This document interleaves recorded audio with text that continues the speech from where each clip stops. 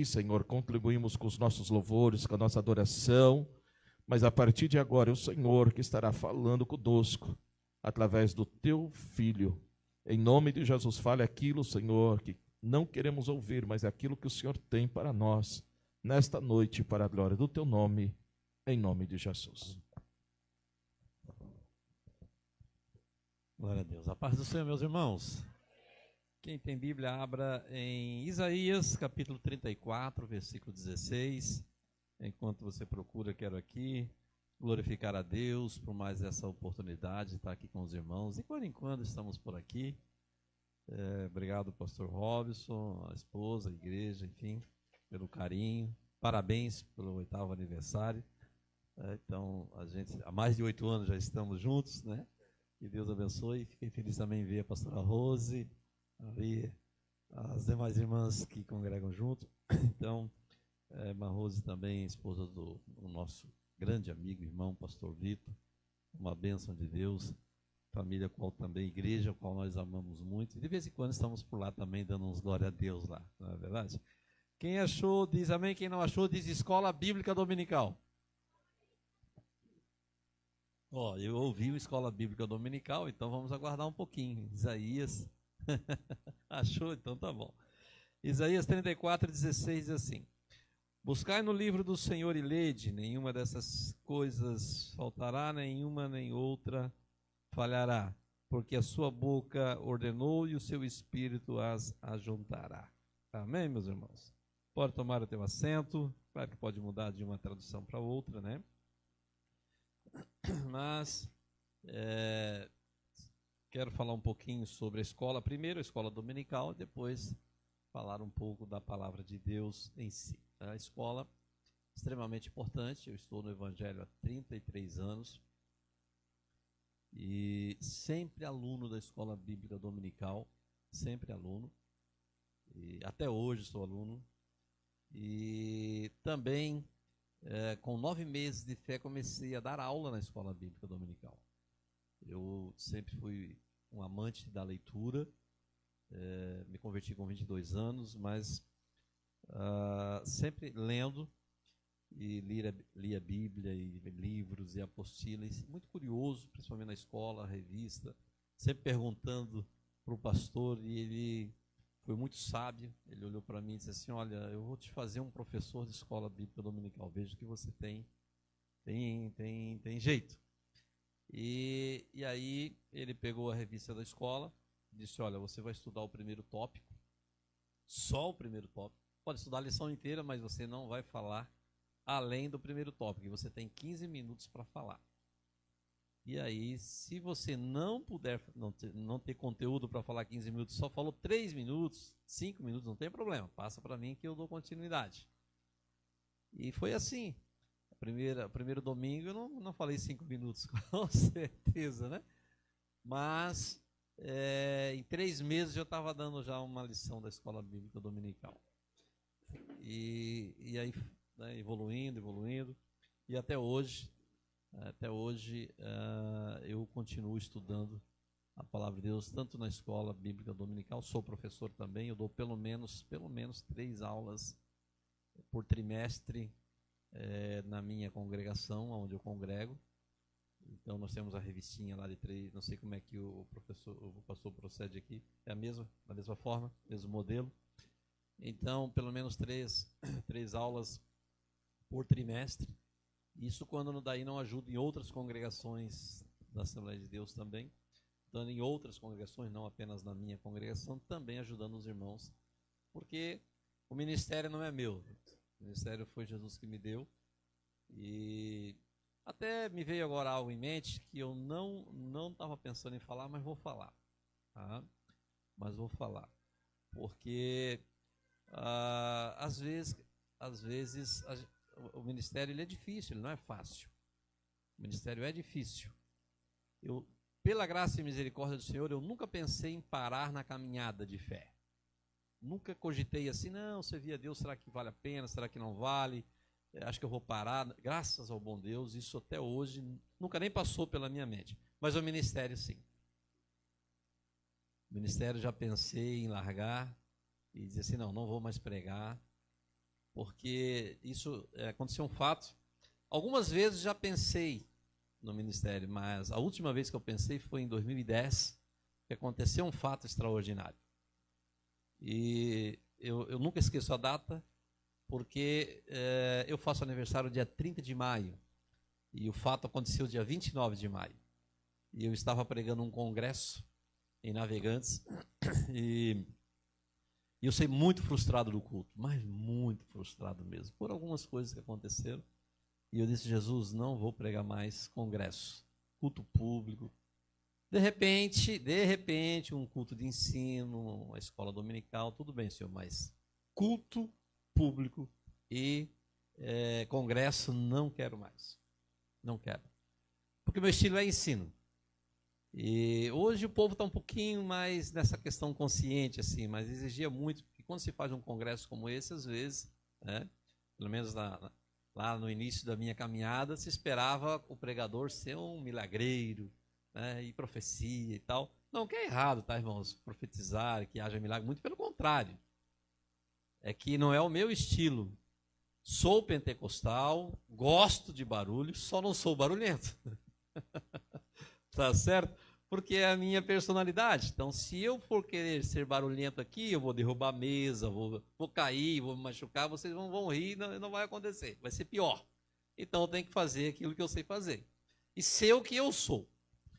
Então, eu disse: Jesus, não dá mais. Mas, e falei, vim chorando de Navegantes, até em casa, chorando, naquele dia 29 de maio de 2010. E no dia 30, meu aniversário de manhã, eu recebi uma surpresa extraordinária. Irmãos da igreja, pós-escola bíblica dominical, foram almoçar comigo. Vários irmãos, vários. E a surpresa foi grande, porque foram vários irmãos e levaram tudo que possa imaginar, eles levaram para almoçar comigo. Carne, carvão, churrasqueira, tudo. Ó, viemos almoçar contigo hoje. E é a única vez que aconteceu na vida, tá? Nunca aconteceu isso. E aí, claro, aí fiquei feliz por um lado, mas triste porque pensando no domingo à noite que eu ia encerrar o congresso ainda. Almoçamos, logo após o almoço, bateu palma na frente da minha casa, eu fui atender. Era um pastor de uma outra denominação, amigo meu também, que eu já tinha pregado várias vezes na congregação dele.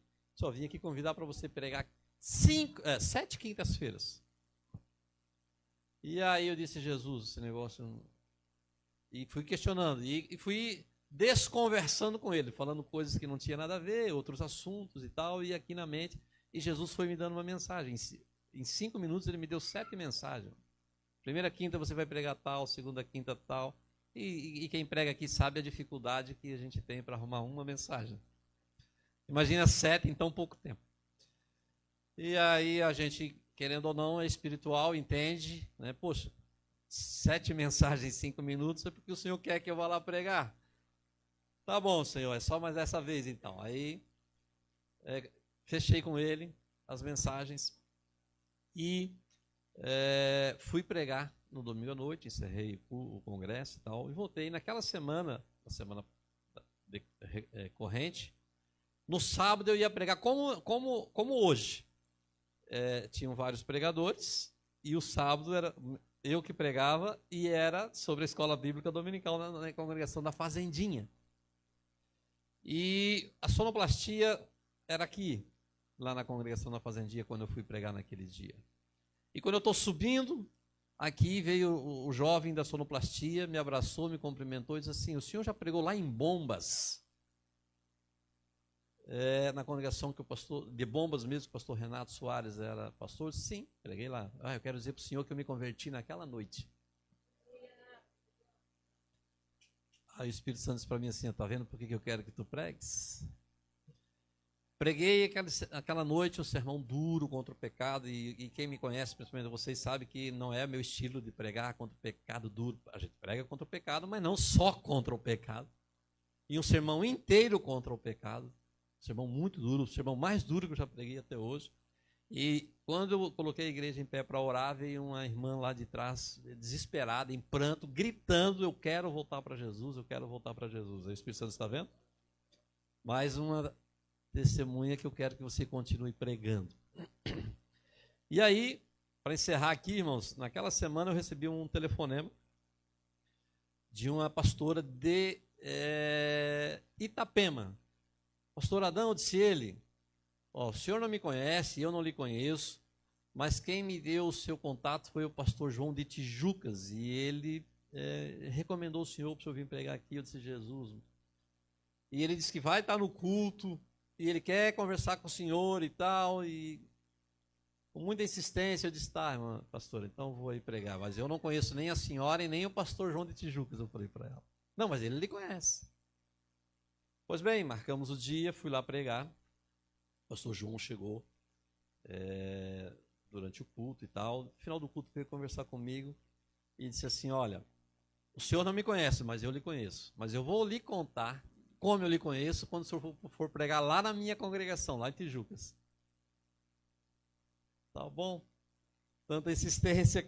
Só para os irmãos terem uma ideia, eu disse, pastor, eu vendi o carro, vou ficar sem carro essa semana. Ele disse, não, eu vou te buscar em Itajaí. Tijucas, eu vou te buscar em Itajaí, você vai pregar e depois eu volto te trazer. Tá bom? No dia marcado, lá veio ele me buscar em Itajaí. E na estrada ele me contou como ele me conheceu. O filho dele congrega na Assembleia de Deus de Itapema. E fazia parte do grupo da mocidade, da liderança do grupo da mocidade. Segundo as palavras do pastor. E eu fui convidado para pregar lá num trabalho de jovens. Que eu não lembro o trabalho, eu não lembro a mensagem que preguei, eu não lembro de nada. Ele disse, naquela noite o senhor pregou uma mensagem que eu não consegui dormir. Eu não dormi. De madrugada eu peguei a minha moto e fui para Maravilha. Para quem não sabe, Maravilha dá mais de 600 quilômetros daqui. Fica lá na divisa de Santa Catarina com o Paraná, Argentina, lá no extremo oeste. Foi de moto para lá. Quando ele chega lá no endereço, o destino que ele foi, veio a senhora atendê-lo e disse assim, João, por favor, João, não mate o meu marido, agora nós somos crentes. E aí ele disse assim, eu não vim aqui matar o seu marido, eu vim aqui me reconciliar com o seu marido, porque agora eu também sou crente. Aí o Espírito Santo disse para mim assim, a terceira testemunha que eu quero que você continue pregando. Então, quem sabe, nessa noite eu esteja falando para alguém aqui que pensou em parar com o seu ministério. E coloca lá as dificuldades, como eu coloquei as minhas dificuldades. Mas o ministério não é nosso. O ministério não é nosso. Nós somos só instrumentos. O ministério é do Pai. Nós somos só vasos. E Ele usa cada um conforme a sua característica. Então, seja você mesmo. E deixa Deus te usar, porque nós trabalhamos para um reino que leva almas para a eternidade. Eu estava olhando aqui, pastor, quando as crianças estavam cantando, e estava dizendo, tamanha sua responsabilidade. Eu pensei só nas crianças, nem estou falando dos adultos. Das crianças, quantas crianças aqui cantando, tamanha sua responsabilidade em prestar conta dessas almas aqui diante do Senhor. Então, Deus que nos chamou, e cada um com sua característica, cada um com seu ministério, e nós vamos ter que prestar contas. Não adianta enterrar o talento lá, não, mas ele só me deu 1 talento, não, mas ele me deu 2 talentos, eu queria 5, se ele te deu 1, frutifica com esse 1, se ele te deu 2, frutifica com esse 2, se ele te deu 3, frutifica com esse 3, e assim sucessivamente.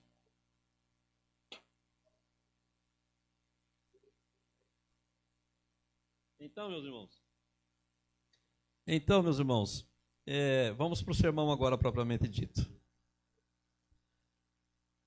Por que a escola bíblica dominical? Qual é a proposta da escola, irmão? A proposta da escola é aprender a palavra de Deus, ou ensinar a palavra de Deus para os alunos. Ela existe para ensinar, e os alunos vêm para aprender.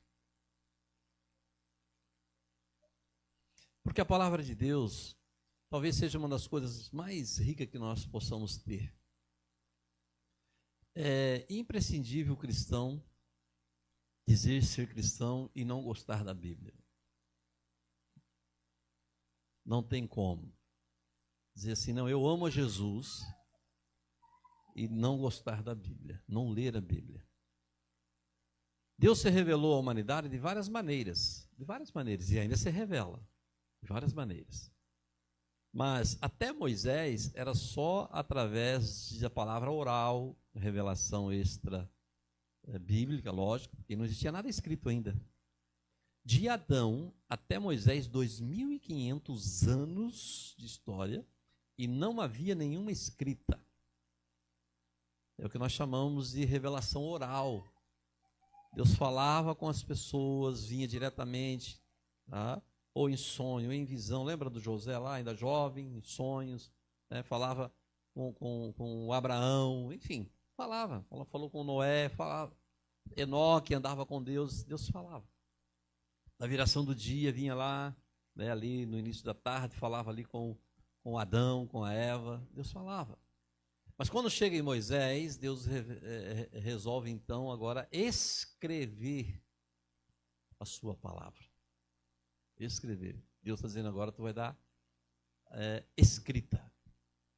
E o Moisés começa a escrever, e nós temos de Moisés até Jesus, 1.500 anos, com aí, biblicamente, 39 livros.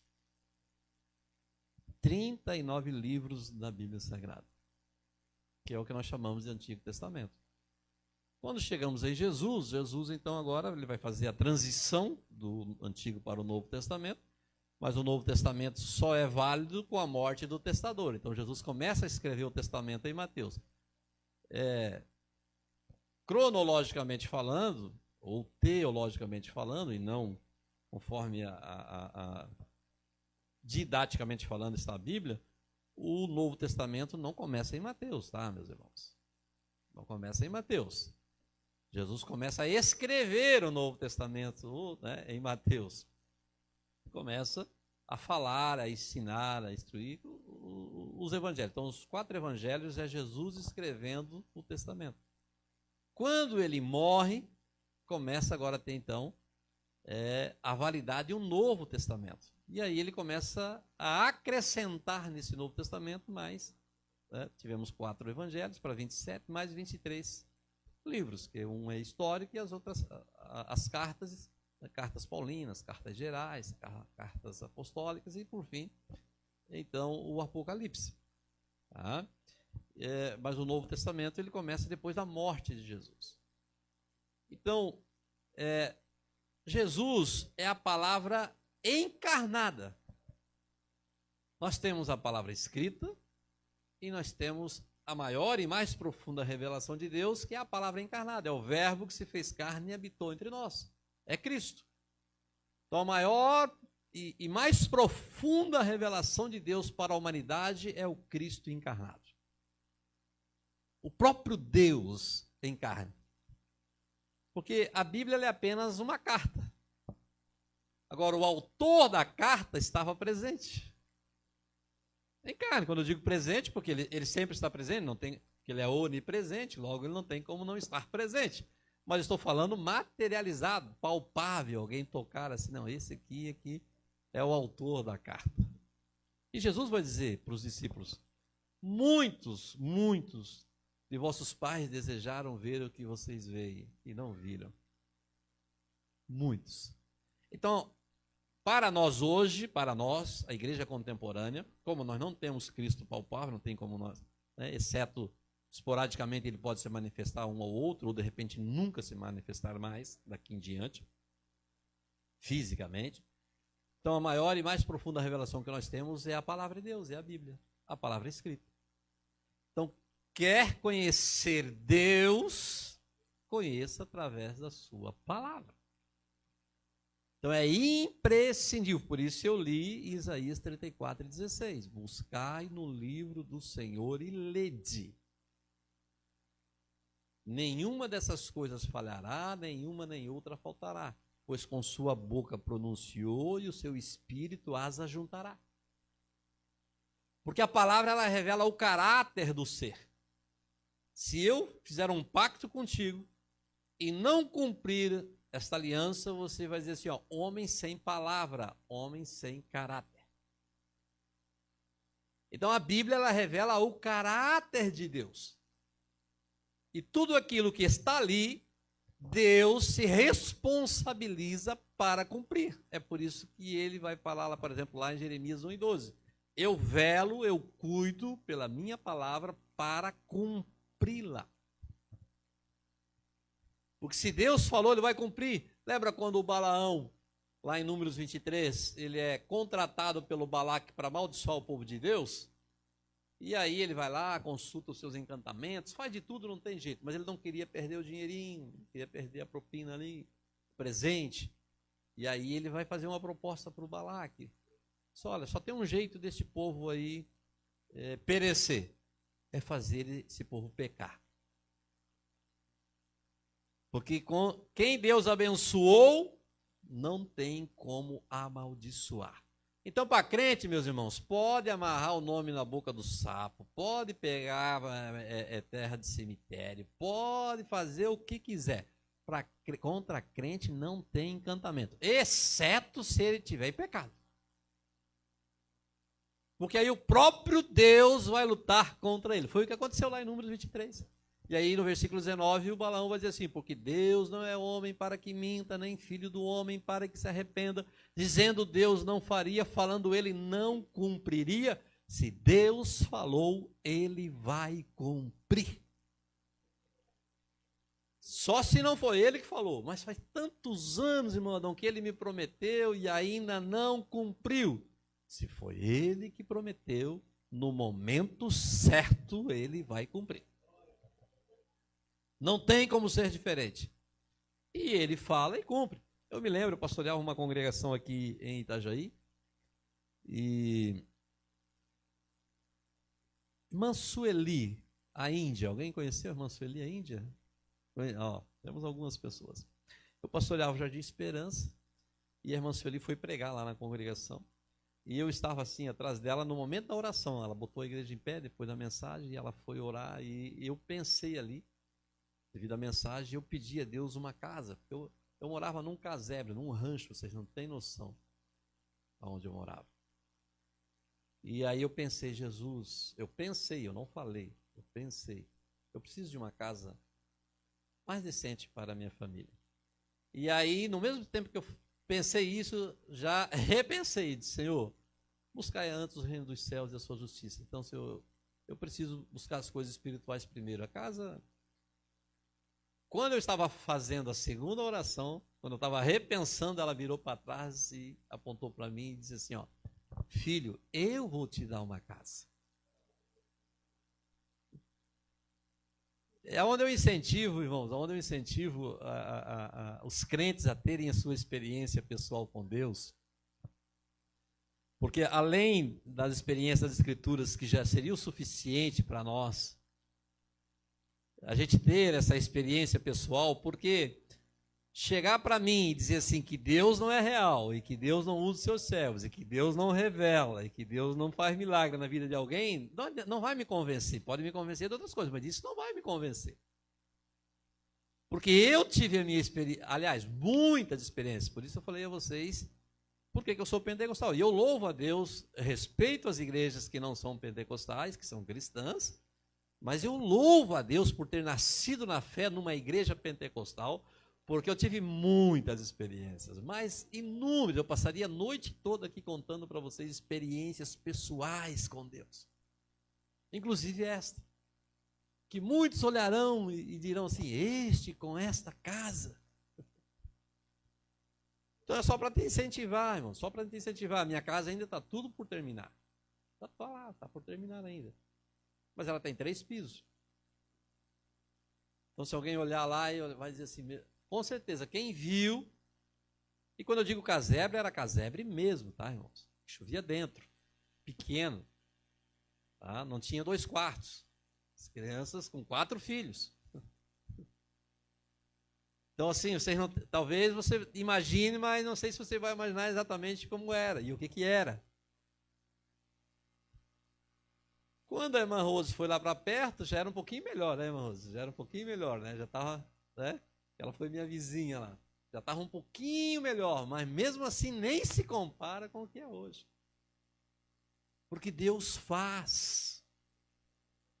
E se Deus falou, Deus cumpre.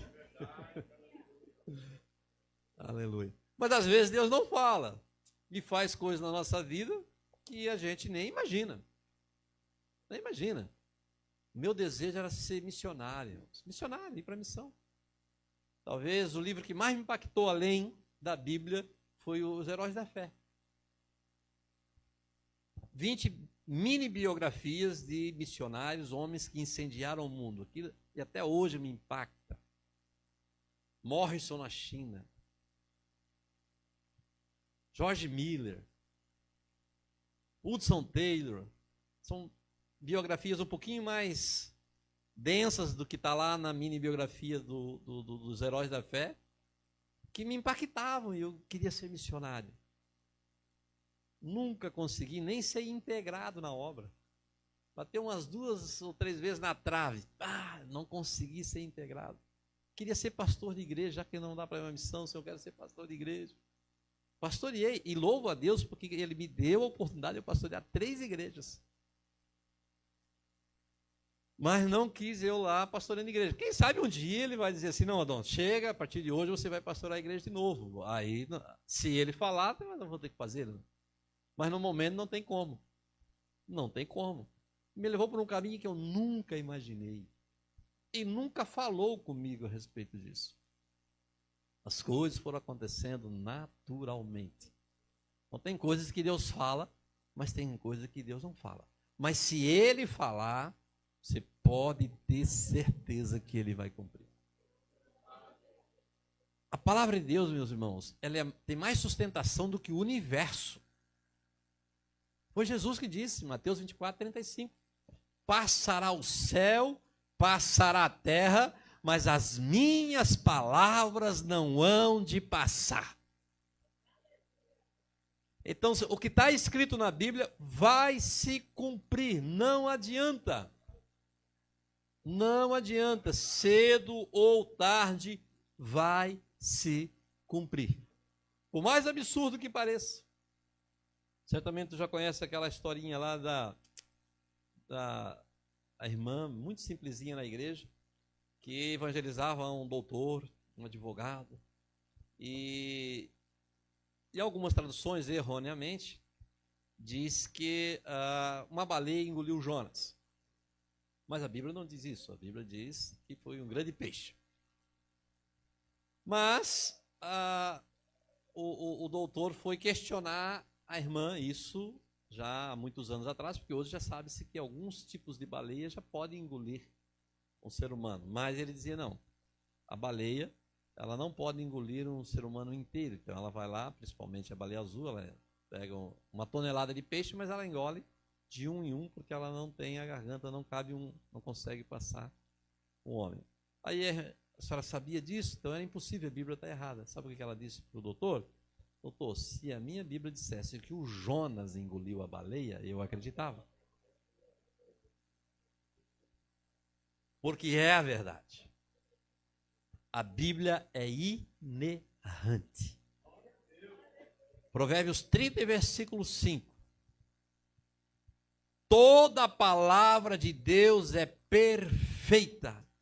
E Ele, o Senhor, escudo para aqueles que nele confiam.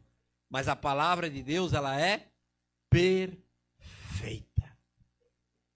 Ela não contém erros.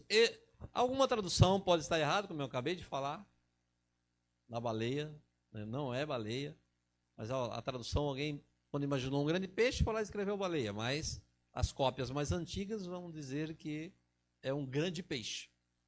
Mas qual a dificuldade de acreditar que uma baleia, Deus pode abrir a garganta da baleia, fazer com que o homem engula a baleia e conservar o homem 3 dias e 3 noites lá dentro? Com certeza, conservar é mais difícil do que abrir a garganta da baleia. Porque para Deus, disse Ele mesmo para Abraão, para mim nada é impossível. É o que o anjo vai dizer para Maria. Pois para Deus nada é impossível. Salvo engano é Lucas 1:37. Para Deus nada é impossível. Não importa a circunstância em que você se encontre, seja qual for a dificuldade, saúde, finança, jurídica, seja o que for, ministerial, para familiar, conjugal. Irmãos, o dia 13 de novembro de 92. O pastor errou uma data aqui, mas acertou a maioria, então ele é bom de data também, tá? Ele é bom de número, não é ruim não.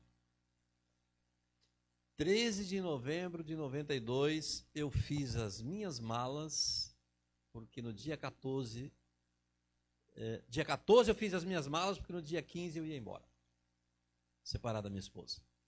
O menino de 22 anos já tinha ido conversar com a mãe durante o dia, disse, amanhã, domingo, estou vindo para casa, estou me separando.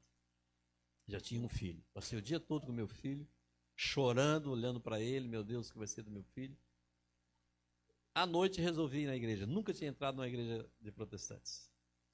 Nunca tinha entrado. Dia 14 de novembro de 92. Entrei pela primeira vez um sábado à noite na igreja. E nunca mais saí. Jesus restaurou meu casamento. Tive mais 3 filhas. E hoje já tenho 8 netos. Inclusive, no dia dos pais, domingo agora, recebi a notícia que a nora está grávida de mais um. Então, é o 8º. Tinha 7, esse é o 8º. É isso que Jesus faz. Restaura casamento. Problema conjugal, ele resolve. Ele resolve. Não tem nada impossível para o nosso Deus. Aleluia. Então, e aí eu marquei algumas questões aqui, meus irmãos. Eu marquei para dizer, para falar, comentar aqui a respeito de cumprimentos, profecias cumpridas na Bíblia. Porque se Deus promete, Ele cumpre. Ele disse para o Abraão assim, Abraão, a tua semente será peregrina 400 anos. Cumpriu os 400 anos, ele foi lá e tirou. 400 anos, irmãos, não é 400 dias, não é um ano e um pouquinho, 1 ano e 35 dias. Não, é 400 anos, porque é o que diz a Bíblia lá em 1 de Pedro 3,8, não é? 2 de Pedro 3,8, né? Para Deus, um dia é como 1000 anos e 1000 anos como um dia. Então, para Deus, 400 anos, se 1000 anos é um dia, 400 é menos de meio dia. Para nós é muito, mas para Deus não é nada. Ele prometeu e Ele cumpriu. Também Ele falou que eles ficariam 70 anos na Babilônia. Jeremias 29:10, 25:11, 2 Crônicas 36. Vão ficar 70 anos na Babilônia. Aí é só você ler Daniel 9, quando Daniel está dizendo assim, e pelas profecias de Jeremias, já entendeu Daniel que os 70 anos tinham se passado, e lá vai Daniel orar para Deus repatriar o povo. Ficaram 70 anos. Se Deus falou, Deus cumpriu. Se Deus falou, Deus vai cumprir. Em 2 Reis 13, o reino já estava dividido. O reino já estava dividido. Isso, 2 Reis 13 vai dar ali por volta do ano 930, 925 a.C. Então, por causa dos pecados de Salomão,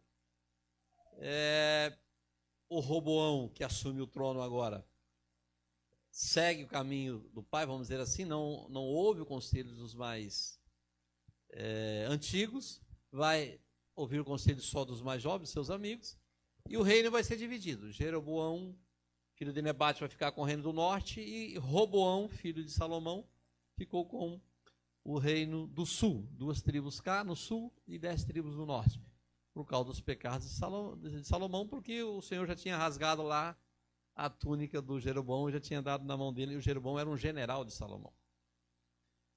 Acontece que Deus levanta um homem no reino do sul, que é chamado o profeta novo, e vai profetizar lá no reino do norte, lá em Betel, porque sacerdotes de Betel estavam sacrificando a um bezerro, porque tinha 2 altares no Reino do Norte, um em Betel e um na cidade de Dan, lá no extremo norte. E aí ele chega lá, isso está em 2 Reis 13. 1 Reis 13, perdão. Ele vai profetizar: altar, altar,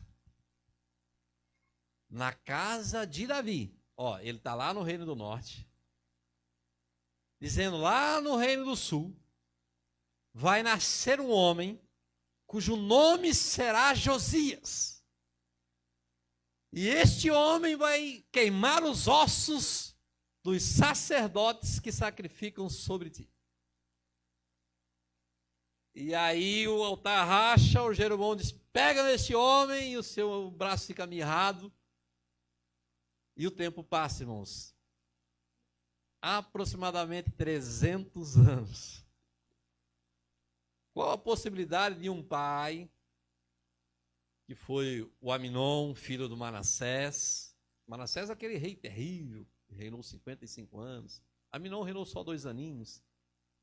E aí o Aminon, mal aos olhos do Senhor, mas achou por bem, nasceu o seu filho, vou botar o nome de Josias. E foi o Josias. E Josias cresceu, começou a reinar com 8 aninhos. Passaram-se 18 anos. Essa história agora está lá em 2 Reis 22. Ele tem ali 26 anos. E aí começa a ser um rei extraordinário. Começa a purificar o templo, reformar o templo, e vai, e todo Israel, e vai. Quando chega em Betel, ele está reformando a nação. Quando chega em Betel, ele olha assim: aí esse altar aí, esses ossos. Não, esse daqui, rei, são os ossos daqueles sacerdotes que o profeta profetizou lá. O profeta novo que depois foi enganado pelo profeta velho e morreu lá. Lembra daquele, rei? Lembro. Tá, e o que a gente precisa fazer para cumprir a profecia? Tem que queimar os ossos. Então vamos fazer cumprir a profecia, vamos queimar os ossos. 300 anos depois. Deus falou, meus irmãos. Deus cumpre. Aleluia. Se você ler o capítulo 44, versículo 18 de Isaías, 45 e 1 de Isaías, Deus está profetizando 160 anos antes de Ciro nascer, chamando ele pelo nome. Um rei pagão, o rei da Pérsia, o rei do Irã hoje, imagina, pega a geografia de vocês, vai lá, olha o mapa lá, e olha Israel e olha o Irã hoje, e Deus está profetizando: ó, lá no Irã vai nascer um homem chamado Ciro, será o meu ungido, ele fará o que eu propor no coração dele, e vai se cumprir isso. E vai se cumprir exatamente isso. O Isaías profetiza isso mais ou menos 730 a.C. Isso vai se cumprir mais ou menos no ano 537, 538 a.C. Quando eles estão lá na Babilônia, o Daniel no capítulo 9 está lendo as profecias de Jeremias, e aí vai dizer: ó rei, essa profecia aqui é a teu respeito. Não, então vamos mandar de volta eles lá para eles reconstruir o templo. Se cumpre. Se Deus falou, Deus vai cumprir. Mas como é que a gente sabe isso tudo? Porque está lá na palavra, irmão. Está lá na Bíblia, a gente precisa ler. E a Bíblia, ela é extraordinária. Não é a Bíblia que se renova a cada manhã, são as misericórdias do Senhor que se renova a cada manhã. Mas a cada manhã a gente olha para ela e vê uma coisa diferente. Já está lá. A revelação já está ali, a gente só não consegue enxergar.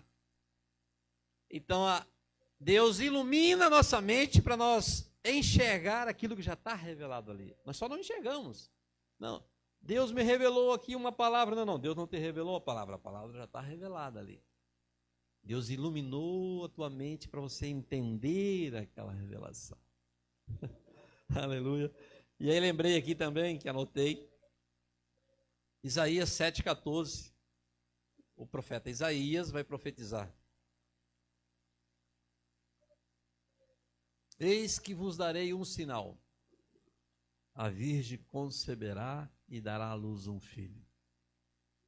e o seu nome será chamado Emanuel. Irmãos, mais de 700 anos antes de Jesus nascer. Os céticos, e tem muitos, tá, que contestam, dizendo que esta palavra aqui não é para Jesus, é para a esposa de Isaías. E por muitos anos, hoje eu estou um pouco mais afastado, mas por muitos anos eu estive em grupo de WhatsApp e também em Facebook, debatendo teologia com ateus e judeus. Eu não sei como é que esses grupos, que não era um só, de judeus me encontravam e me colocavam lá e ficavam falando mal dos cristãos. E esse era um texto que eles contestavam.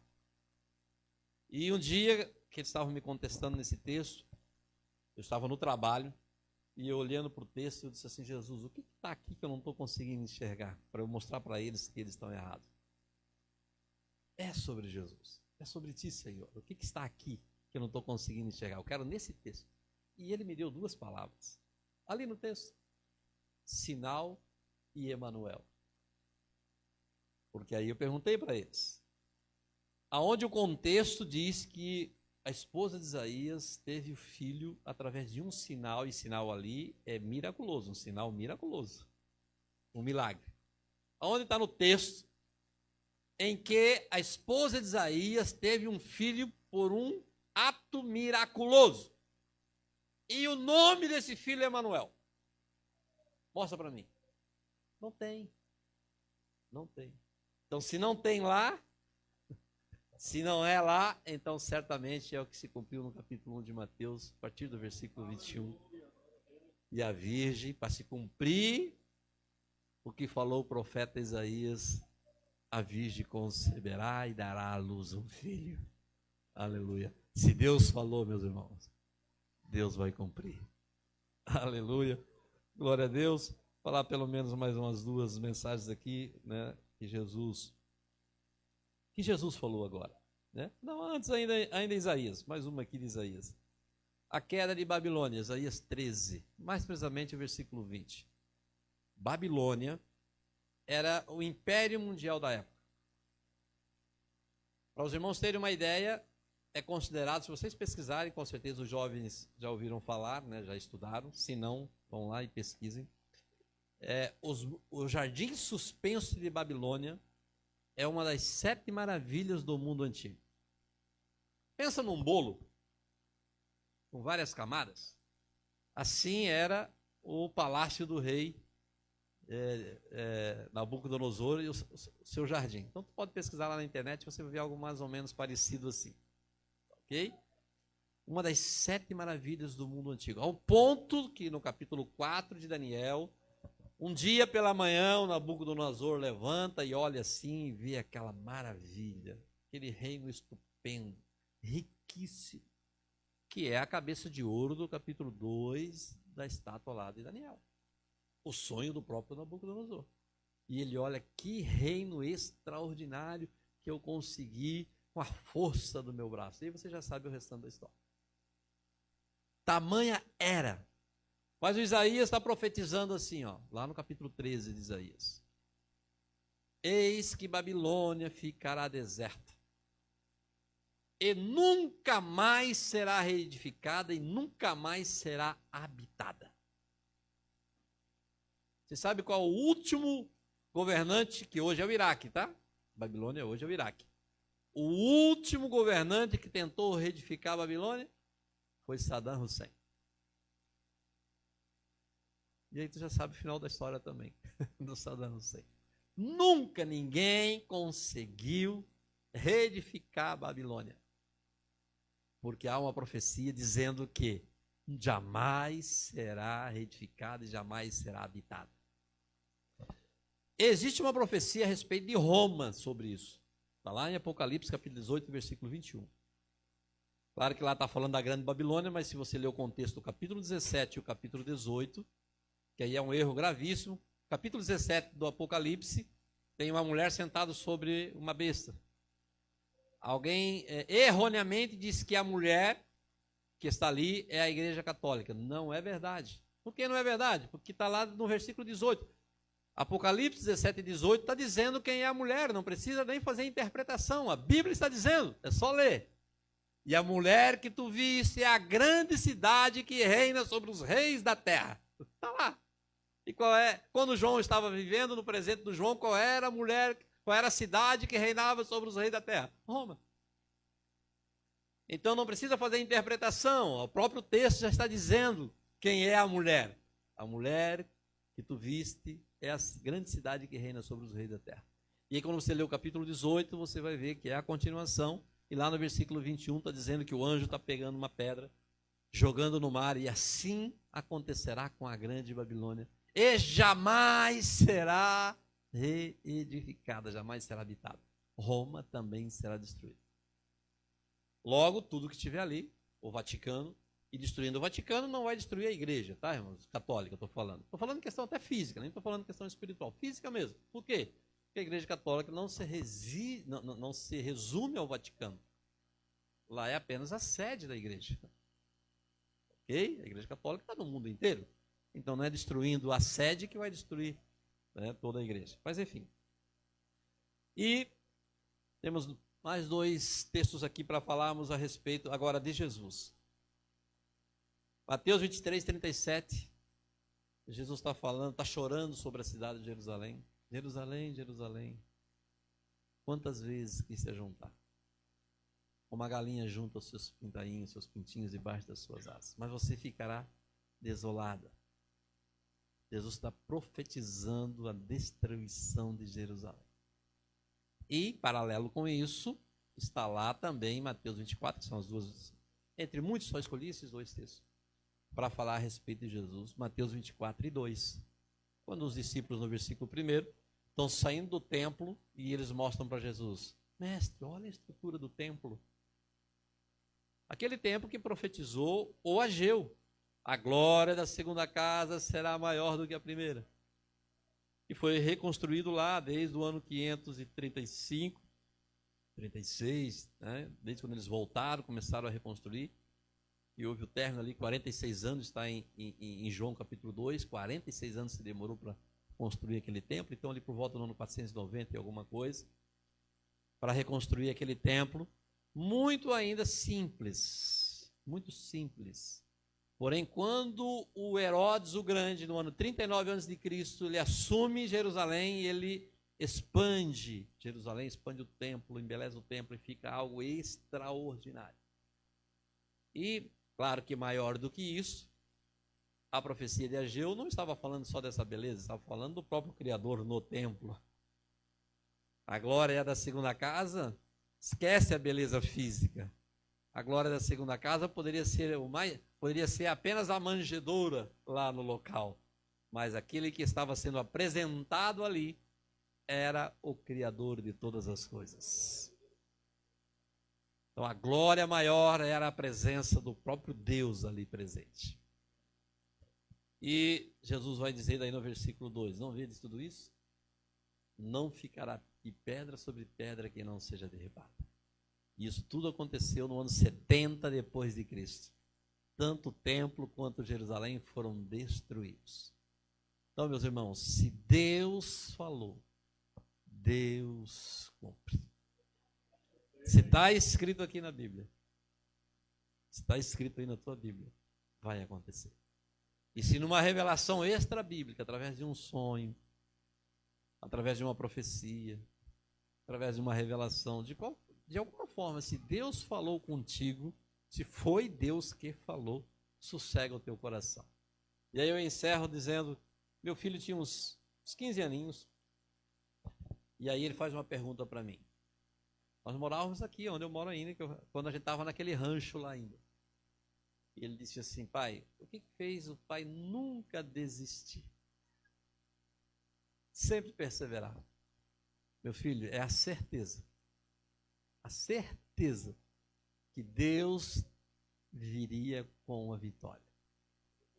Como e quando, não sei, mas ele vai vir. Aleluia. Posso orar, pastor? Posso orar? Fique em pé então, quero orar. Temos 3 minutinhos ainda, quero orar por você.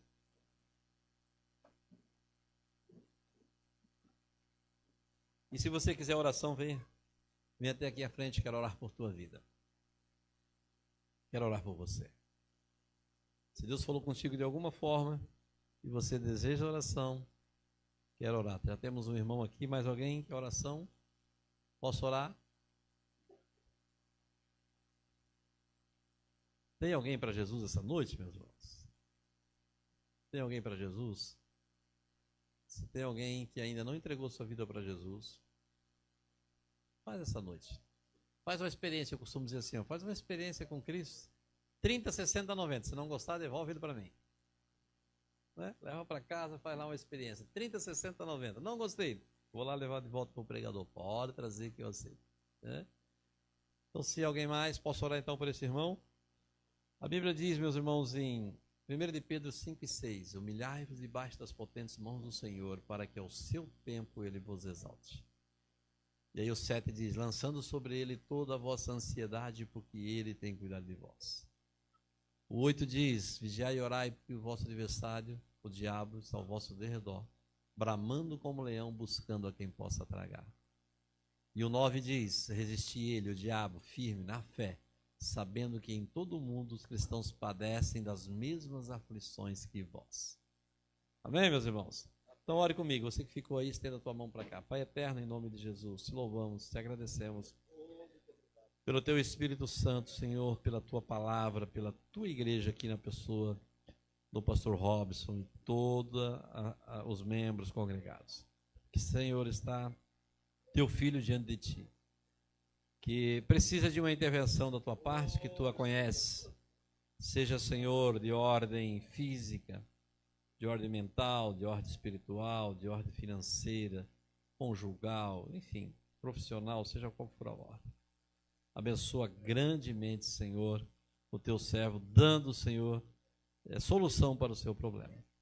E continue abençoando, Senhor, o teu filho, sua família, a igreja a qual o Senhor estabeleceu e colocou na sua mão. Abençoa grandemente. Prospera, que nos dias posteriores, Senhor, a esse congresso, a tua glória se manifeste aqui, salvando almas, batizando no Espírito Santo, curando enfermos, que tudo seja para a honra e glória do teu santo e poderoso nome, Senhor. Amém e amém, Senhor. Louvado seja Deus. Amém, queridos, por esta palavra maravilhosa, acreditando que Deus, quando Ele fala, Ele cumpre com todas as tuas promessas.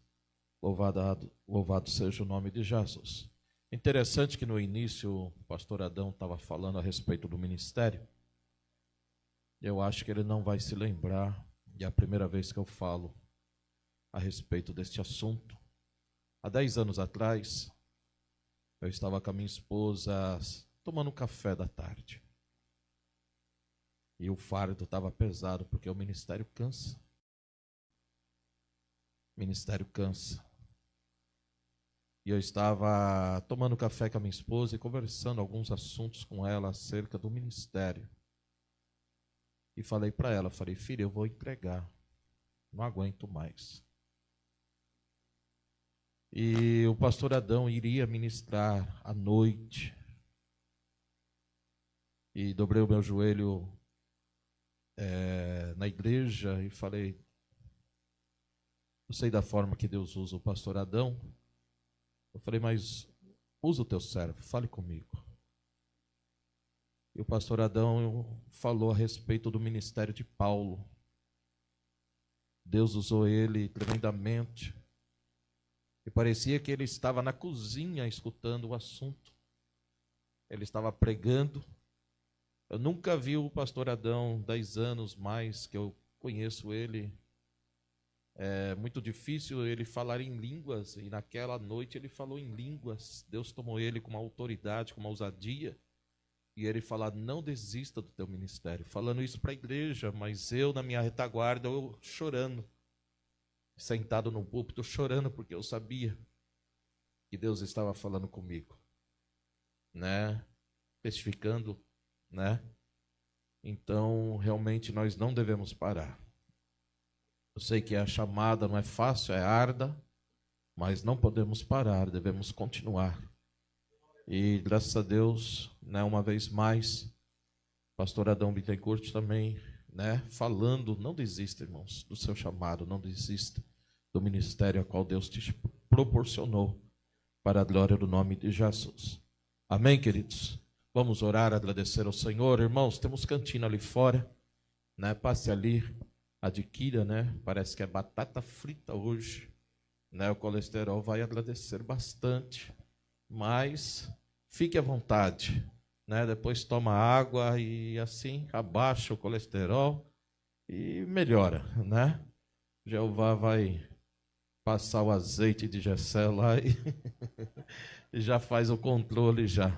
Amém, queridos? Em nome de Jesus. Querido eterno, queremos te agradecer, Senhor, pela tua palavra, Senhor, que foi ministrada aqui nesta noite. Deus, pelas tuas promessas, Senhor. Muito obrigado, porque estamos debaixo de uma promessa. Meu Deus, em nome de Jesus, continue, Senhor, abençoando a cada um dos teus filhos. Meu Deus, guardando, livrando, Senhor, de todo mal, abençoando as vossas vidas ricamente. Meu Deus, para a glória do teu nome. Estende as tuas mãos, leve a cada um para os seus lares. Deus, continue, Senhor, com eles, para a glória do teu nome, que é o amor de Deus, a graça do nosso Senhor e Salvador Jesus Cristo, e as ricas consolações do Espírito Santo seja com todo o povo de Deus, não somente hoje, mas para toda a eternidade. Digam, amém. Deus abençoe a todos, em nome de Jesus.